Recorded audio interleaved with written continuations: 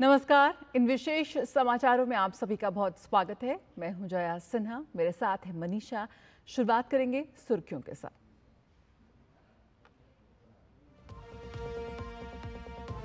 छात्रों की मौत के बाद नींद से जागा दिल्ली का नगर निगम। बेसमेंट में चल रहे 13 कोचिंग सेंटर सील। आक्रोशित छात्रों का दिल्ली सरकार के खिलाफ प्रदर्शन जारी। आज बीजेपी भी मांगेगी केजरीवाल सरकार से जवाब।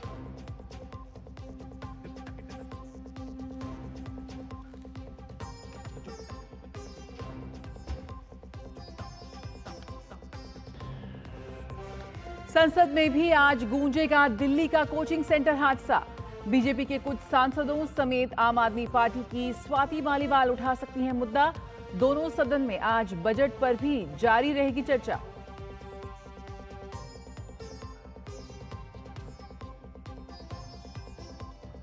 शराब घोटाले में आरोपी अरविंद केजरीवाल की जमानत पर हाईकोर्ट दे सकता है फैसला।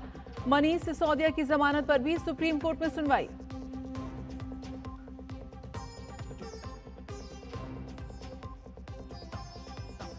लखनऊ में आज बीजेपी पिछड़ा वर्ग मोर्चा की प्रदेश कार्य समिति की अहम बैठक। मुख्यमंत्री योगी समेत दोनों डिप्टी सीएम होंगे शामिल। 10 सीट पर विधानसभा उपचुनावों में पिछड़ों को साथ लेकर जीत का फॉर्मूला निकालने पर होगी चर्चा।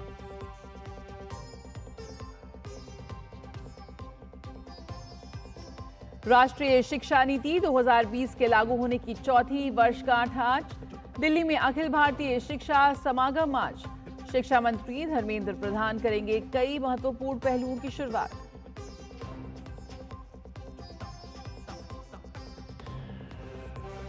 विदेश मंत्री एस जयशंकर आज टोक्यो में क्वाड विदेश मंत्रियों की बैठक में होंगे शामिल। भारत प्रशांत क्षेत्र के विकास पर होगी बातचीत।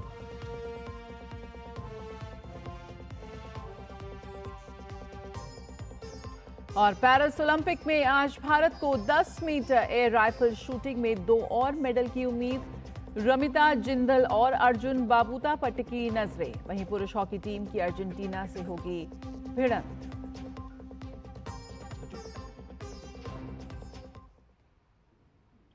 दिल्ली नगर निगम ने नियमों का उल्लंघन करने वाले कोचिंग सेंटरों के खिलाफ कार्रवाई शुरू कर दी है। रात होते होते कल रात एमसीडी की मेयर डॉक्टर शैली ओबरॉय के आदेश पर अधिकारियों ने राजेंद्र नगर इलाके में अवैध रूप से बेसमेंट में संचालित हो रहे 13 कोचिंग सेंटरों को सील भी कर दिया।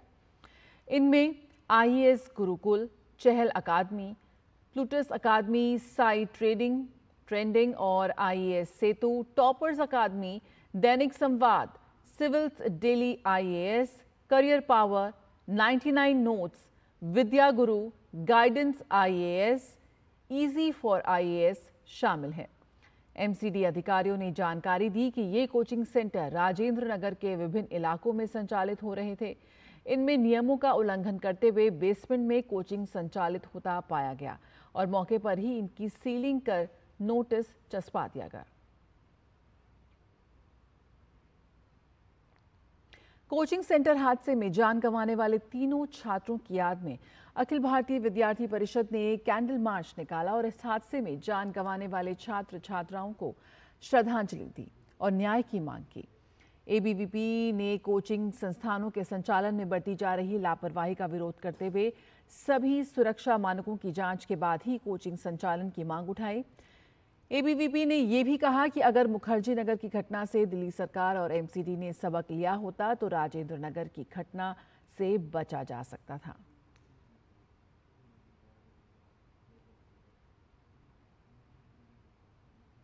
कोचिंग सेंटर हादसे में जान गंवाने वाले तीनों छात्रों की याद में अखिल भारतीय विद्यार्थी परिषद ने कैंडल मार्च भी निकाला और इस हादसे में जान गंवाने वाले छात्र छात्राओं को श्रद्धांजलि दी और न्याय की मांग की। एबीवीपी ने कोचिंग संस्थानों के संचालन में बरती जा रही लापरवाही का विरोध करते हुए सभी सुरक्षा मानकों के बाद ही कोचिंग संचालन की मांग उठाई। एबीवीपी ने बार बार ये बात कही कि अगर मुखर्जी नगर की घटना से दिल्ली सरकार और एमसीडी ने सबक लिया होता तो राजेंद्र नगर की ये घटना ना होती।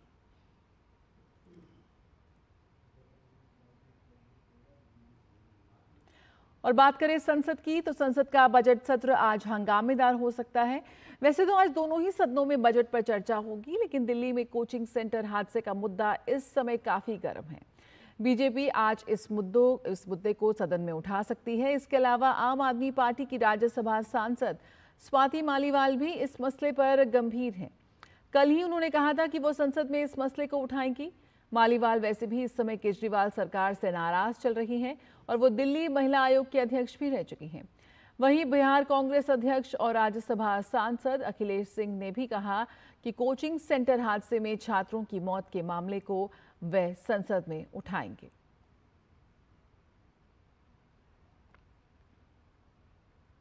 दिल्ली हाईकोर्ट आज अरविंद केजरीवाल की सीबीआई की गिरफ्तारी को चुनौती देने वाली याचिका और उनकी अंतरिम जमानत की याचिका पर फैसला सुनाएगा। 17 जुलाई को कोर्ट ने दोनों पर फैसला सुरक्षित रखा था। कोर्ट में केजरीवाल की नियमित जमानत याचिका पर भी सुनवाई होगी। अरविंद केजरीवाल पर दिल्ली शराब नीति से जुड़े भ्रष्टाचार और मनी लॉन्ड्रिंग का केस चल रहा है। भ्रष्टाचार मामले की जांच सीबीआई कर रही है और मनी लॉन्ड्रिंग की जांच ईडी कर रही है। भ्रष्टाचार मामले में 25 जुलाई को राउज एवेन्यू कोर्ट में सुनवाई हुई थी। इसमें कोर्ट ने केजरीवाल की न्यायिक हिरासत 8 अगस्त तक बढ़ाई थी।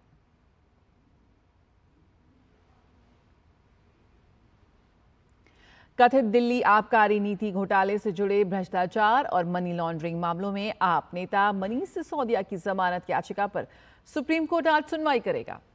दिल्ली के पूर्व डिप्टी सीएम और आम आदमी पार्टी के नेता सिसोदिया ने ये कहते हुए जमानत मांगी है कि वो 16 महीने से हिरासत में है और पिछले साल अक्टूबर से उनके खिलाफ मुकदमे में कोई प्रगति नहीं हुई है। 16 जुलाई को हुई पिछली सुनवाई में सुप्रीम कोर्ट ने नोटिस जारी कर सीबीआई और ईडी को सिसोदिया की जमानत याचिका पर जवाब दाखिल करने के लिए कहा था।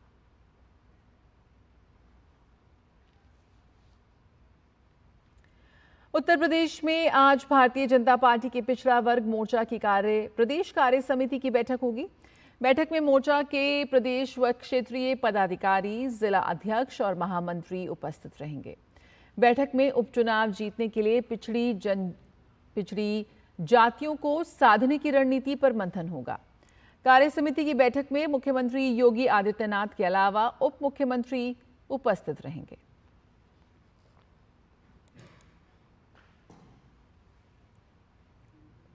चार वर्ष पूर्व देश भर के छात्रों के लिए राष्ट्रीय शिक्षा नीति 2020 जारी की गई थी। आज राष्ट्रीय शिक्षा नीति की 4वीं वर्षगांठ है। शिक्षा नीति के 4 वर्ष पूरे होने पर शिक्षा मंत्री द्वारा कई महत्वपूर्ण घोषणाएं की जाएंगी। शिक्षा मंत्रालय अखिल भारतीय शिक्षा समागम 2024 के साथ राष्ट्रीय शिक्षा नीति 2020 लागू होने की 4वीं वर्षगांठ मनाएगा। इस अवसर पर केंद्रीय शिक्षा मंत्री धर्मेंद्र प्रधान उपस्थित रहेंगे और एनईपी 2020 लागू होने के बारे में अपने अनुभव साझा करेंगे।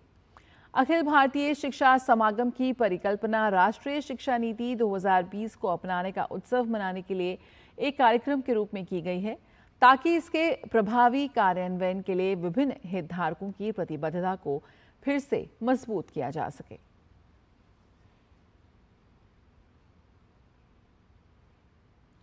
और पेरिस ओलंपिक 2024 में भारत की मेडल जीतने की शुरुआत हो चुकी है।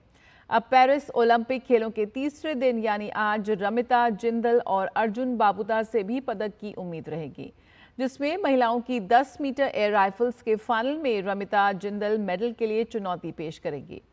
वहीं भारतीय निशानेबाज अर्जुन बाबूता पुरुषों की 10 मीटर एयर राइफल के फाइनल में खेलते नजर आएंगे, जिससे कि इन दोनों ही खिलाड़ियों से आज पदक की आस है।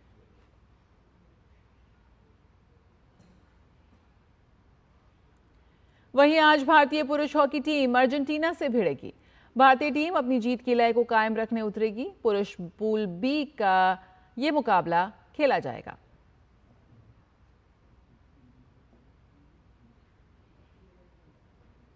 वहीं तीरंदाजी में पुरुष टीम आज क्वार्टर फाइनल में चुनौती पेश करेगी। शाम 6:30 बजे से ये प्रतिस्पर्धा होगी।